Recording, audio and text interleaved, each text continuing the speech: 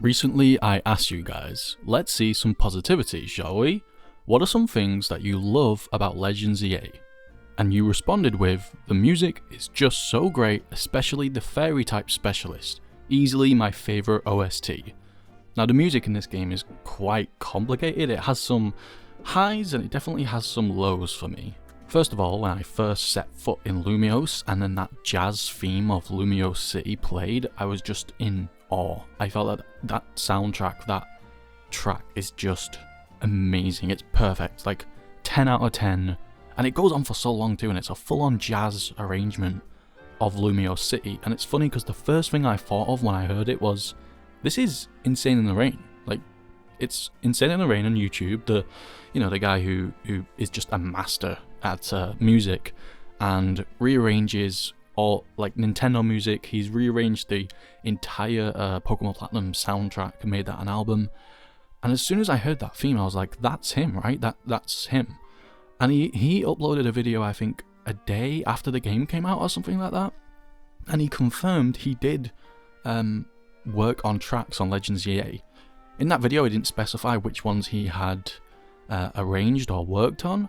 I don't know if he has tweeted about specifics, but I would assume that Lumiose City theme he definitely arranged. It just sounds just like his music, and it's just so perfect. And yes, I've listened to most of the game's OST. I've not finished the game, I'm trying to take my time. I'm also trying not to spoil myself, so I'm not looking up anything online yet. But yeah, that fairy specialist theme is just so insane. I cannot wait to listen to that more. Hopefully I can rematch that character. I have a difficulty remembering character names in Pokemon. I feel like there's just way too many for me to remember. But anyway, whoever that is, yes, I want to rematch them just to hear that music. It is that good. And I have I've not looked it up. I'm so scared of looking anything up because anytime I think, oh, it's okay to look this up, I get spoiled, even if it's something really minor. So I'm not looking it up, but I'm pretty sure I can hear some Toby Fox as well in the game. I wouldn't be surprised if that fairy character's theme is a Toby Fox mix. And Toby Fox did work on Scarlet and Violet and Sword and Shield. He produced one track for each of those games, which was really cool. And I think it's cool in general that Pokemon are reaching out to fans. Their whole social media presence as a whole over the past couple of years has become a lot better, like them interacting and acknowledging the fanbase a lot more. And it shows, and I'm so glad they picked Insane in the Rain to produce the music. I have to bet the Lumiose theme is his arrangement. But with the lows, I feel like there's just a really weird thing with this game. So obviously it takes place in an entire city, and you're in that city like all of the game. And there's something weird because the city is split up into 5 different sectors, although the same theme will play outside like no matter what. And the only time it changes is when the arrangement gets modified a little bit when you're mid-battle with a wild Pokemon. Which, by the way, is really cool, how it like transitions so smoothly into a battle. I love that.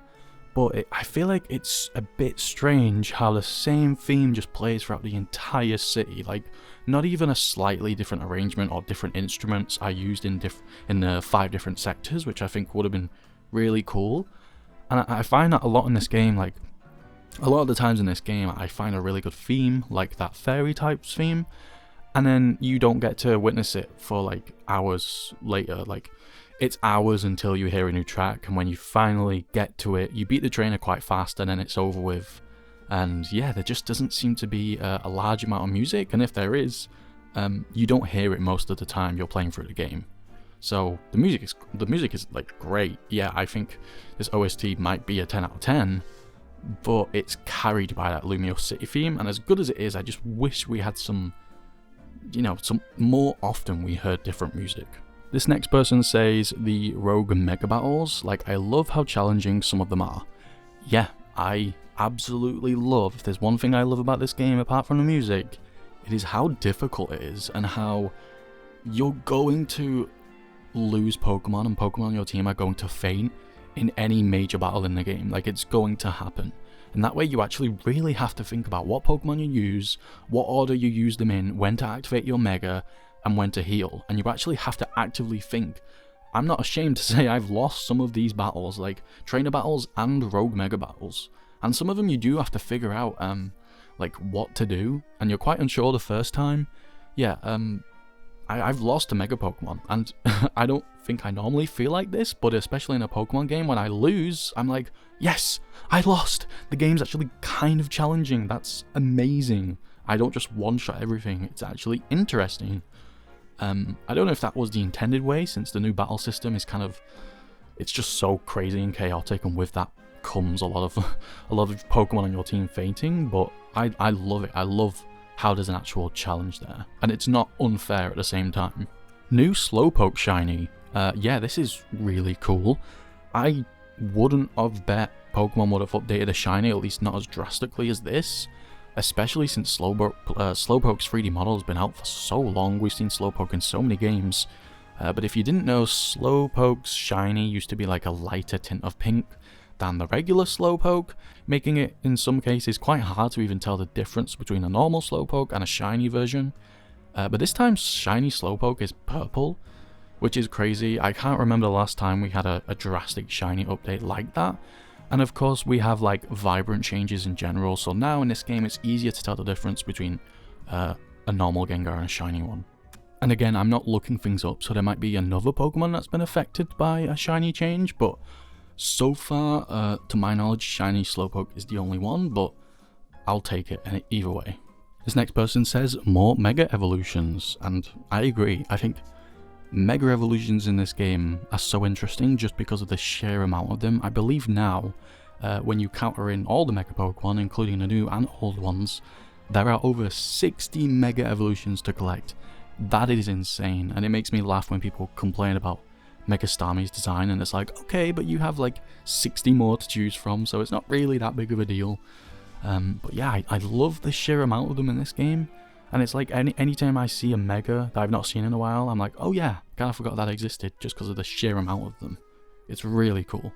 And finally, I'm just going to touch on this comment. This person says, every big boss character gets a Mega, the biggest critique of X and Y addressed. And yeah, looking back, it was so strange how X and Y just barely had any trainers with Megas. Didn't really make a lot of sense. I guess the Mega Ring back then was I guess more special to own it and more unique, but you didn't have to make it that way. The developers didn't have to, you know, make it that way.